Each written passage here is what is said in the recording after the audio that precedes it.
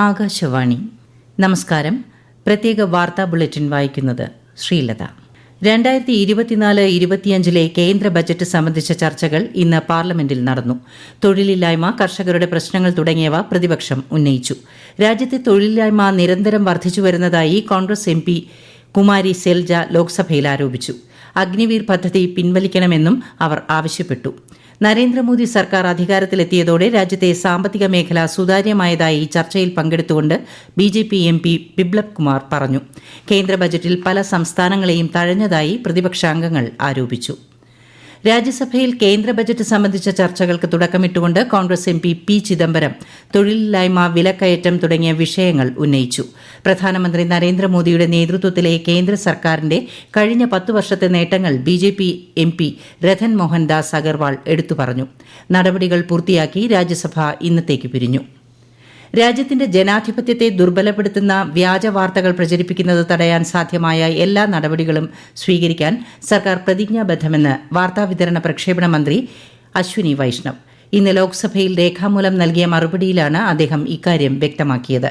കേന്ദ്ര സർക്കാരുമായി ബന്ധപ്പെട്ട വ്യാജ വാർത്തകൾ തടയുന്നതിനായി 2019 നവംബറിൽ വാർത്താവിതരണ പ്രക്ഷേപണ മന്ത്രാലയത്തിന്റെ പ്രസ് ഇൻഫർമേഷൻ ബ്യൂറോയുടെ കീഴിൽ ഫാക്ട് ചെക്ക് യൂണിറ്റ് രൂപീകരിച്ചിട്ടുണ്ടെന്നും കേന്ദ്രമന്ത്രി അറിയിച്ചു.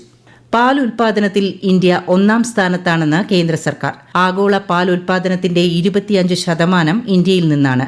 കഴിഞ്ഞ 9 വർഷത്തിനിടയിൽ രാജ്യത്തെ പാൽ ഉൽപാദനം ഏകദേശം 6% വാർഷിക വളർച്ചാ നിരക്ക് കൈവരിച്ചതായി കേന്ദ്രമന്ത്രി രാജീവ് രഞ്ജൻ സിംഗ് രാജ്യസഭയിൽ അറിയിച്ചു. രാജ്യത്ത് പാലിന്റെ സംഭരണ വിലയും വിൽപ്പന വിലയും സഹകരണ സ്വകാര്യ ഡയറികൾ അവരുടെ ഉൽപാദന ചെലവും വിപണിയും അടിസ്ഥാനമാക്കിയാണ് തീരുമാനിക്കുന്നതെന്ന് കേന്ദ്രമന്ത്രി വ്യക്തമാക്കി. ആർട്ടിക്കിൾ 370 റദ്ദാക്കിയതിനു ശേഷം ജമ്മുകാശ്മീർ സമാധാനത്തിന്റെയും പുരോഗതിയുടെയും സമൃദ്ധിയുടെയും യുഗത്തിനാണ് സാക്ഷ്യം വഹിക്കുന്നതെന്ന് ആഭ്യന്തര സഹമന്ത്രി നിത്യാനന്ദ റായ് രാജ്യസഭയിൽ രേഖാമൂലം നൽകിയ മറുപടിയിലാണ് അദ്ദേഹം ഇക്കാര്യം അറിയിച്ചത്. സ്കൂളുകൾ, കോളേജുകൾ, സർവകലാശാലകൾ, ആശുപത്രികൾ, മറ്റു പൊതുസ്ഥാപനങ്ങൾ എന്നിവ കഴിഞ്ഞ 4 വർഷമായി കാര്യക്ഷമമായി പ്രവർത്തിക്കുന്നുണ്ടെന്നും അദ്ദേഹം പറഞ്ഞു. ക്രമസമാധാനം മെച്ചപ്പെട്ടതോടെ 2023 2.11 കോടി വിനോദസഞ്ചാരികൾ ജമ്മുകാശ്മീരിൽ എത്തിയതായും മന്ത്രി വ്യക്തമാക്കി. രാജ്യത്തിന്റെ അതിർത്തി പ്രദേശങ്ങളിലെ ഏകദേശം 16,818 ഗ്രാമങ്ങളിൽ മൊബൈൽ കവറേജ് ലഭ്യമാണെന്ന് കേന്ദ്രമന്ത്രി ജ്യോതിരാദിത്യ സിന്ധ്യ. 16,515 ഗ്രാമങ്ങളിൽ 4G മൊബൈൽ കണക്ടിവിറ്റിയുണ്ടെന്ന് അദ്ദേഹം ലോക്സഭയിൽ രേഖാമൂലം അറിയിച്ചു. അതിർത്തി പ്രദേശങ്ങളിൽ ഉൾപ്പെടെ രാജ്യത്ത് മൊബൈൽ കണക്ടിവിറ്റി വർദ്ധിപ്പിക്കാൻ സർക്കാർ കൂടുതൽ നടപടികൾ സ്വീകരിച്ചിട്ടുണ്ടെന്നും കേന്ദ്രമന്ത്രി പറഞ്ഞു.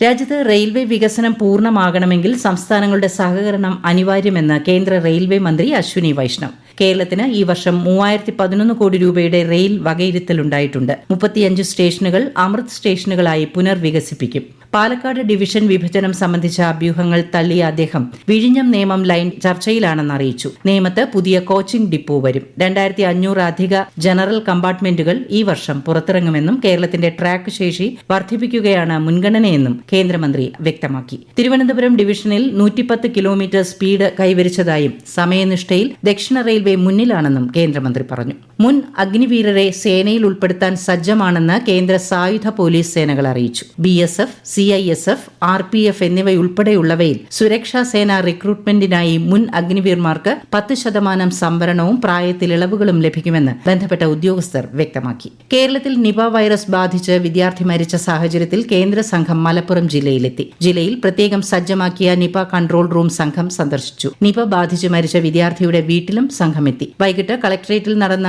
നിപ അവലോകന യോഗത്തിലും കേന്ദ്ര സംഘം പങ്കെടുത്തു. അതേസമയം നിപ സമ്പർക്ക പട്ടികയിലുള്ളവരുടെ എണ്ണം 472 ആയതായി ആരോഗ്യമന്ത്രി അറിയിച്ചു. നാളെ മലപ്പുറം ജില്ലയിലെ പാണ്ടിക്കാട്, ആനക്കയം പഞ്ചായത്തുകളിലെ വീടുകളിൽ പനി സർവേ പൂർത്തിയാകും. കർണാടകയിലെ ഷിരൂരിൽ ഇന്ന് നടത്തിയ തെരച്ചിലിൽ മണ്ണിടിച്ചിലിൽ കാണാതായ കോഴിക്കോട് സ്വദേശി അർജുനന്റേതെന്ന് സംശയിക്കുന്ന ട്രക്കിന്റെ സൂചനകൾ ലഭിച്ചു. ഗംഗാവലി നദിയിൽ ഒരു ട്രക്ക് കണ്ടെത്തിയതായി കർണാടക റവന്യൂ മന്ത്രി സ്ഥിരീകരിച്ചിരുന്നു. നാവികസേനയുടെ മുങ്ങൽ വിദഗ്ധർ പരിശോധന നടത്തുമെന്ന് മന്ത്രി അറിയിച്ചെങ്കിലും കാലാവസ്ഥ പ്രതികൂലമായത് വെല്ലുവിളിയായി. ട്രക്ക് പുറത്തെടുക്കാൻ ജില്ലാ ഭരണകൂടം കൂടുതൽ സജ്ജീകരണങ്ങൾ ഏർപ്പെടുത്തിയിട്ടുണ്ട്. തീർപ്പാക്കാത്ത കേസുകൾ തീർപ്പാക്കുന്നതിനും രമ്യമായ ഒത്തുതീർപ്പുകൾ പ്രോത്സാഹിപ്പിക്കുന്നതിനുമായി പ്രത്യേക ലോക അദാലത്ത് സംഘടിപ്പിക്കാനൊരുങ്ങി സുപ്രീംകോടതി. ഈ മാസം 29 മുതൽ ഓഗസ്റ്റ് 3 വരെ നടക്കുന്ന അദാലത്ത് പ്രയോജനപ്പെടുത്തണമെന്ന് ചീഫ് ജസ്റ്റിസ് DY ചന്ദ്രചൂഡ് അഭ്യർത്ഥിച്ചു. പ്രത്യേക വാർത്താ ബുള്ളറ്റിൻ കഴിഞ്ഞു. അടുത്ത വാർത്താ പ്രക്ഷേപണം നാളെ രാവിലെ 6:45.